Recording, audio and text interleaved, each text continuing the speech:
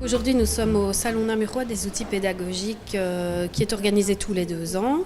Et pour l'équipe de Nomadland, c'est l'occasion de présenter l'outil que nous sommes en train de développer. Donc c'est un parcours en fait qu'on propose aux jeunes qui suit la démarche interculturelle. Donc ce parcours est décomposé en plusieurs modules. Un premier module qui s'attarde à la construction de l'identité, comprendre comment j'ai construit mon identité, quels sont mes groupes d'appartenance, qu'est-ce qui fait que je suis moi aujourd'hui. Alors, que pouvez-vous dire sur votre classe sociale ?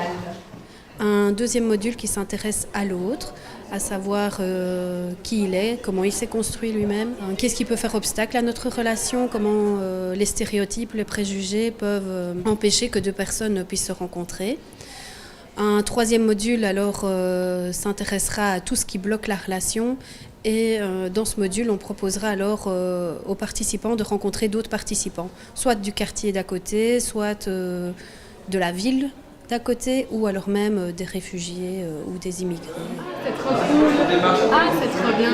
C'est un projet qui est porté par les 3 centres d'info de la province de Namur, donc un Fort Jeune Couvain, un Fort Jeune Namur et le CIDJ de Rochefort. Donc si on participe au projet Nomadland, c'est pour plusieurs raisons.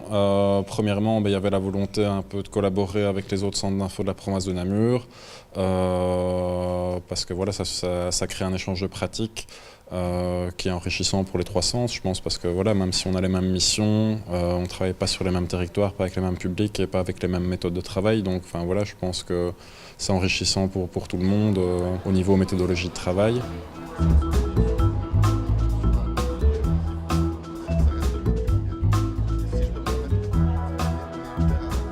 Donc à tous les encadrants jeunesse qui sont en charge de jeunes de 12 à 26 ans, donc école, éducateurs, maison de jeunes, etc. L'outil a été pensé de manière adaptable et modulable, donc c'est-à-dire qu'en fonction des objectifs poursuivis par le partenaire qui nous appelle, alors on peut réfléchir avec lui quelles activités en fonction du nombre de périodes et de temps disponibles pour mener à bien le projet.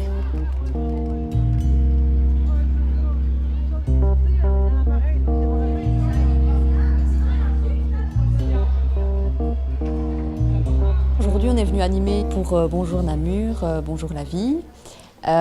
Et donc, c'est pour une animation Nomadland qui sensibilise en fait les jeunes au discours de haine, au racisme, à l'interculturalité. On remarque qu'il y a beaucoup de discours de plus en plus xénophobes, excluants, rejetants. Et donc, ces discours-là sont souvent tenus par des adultes.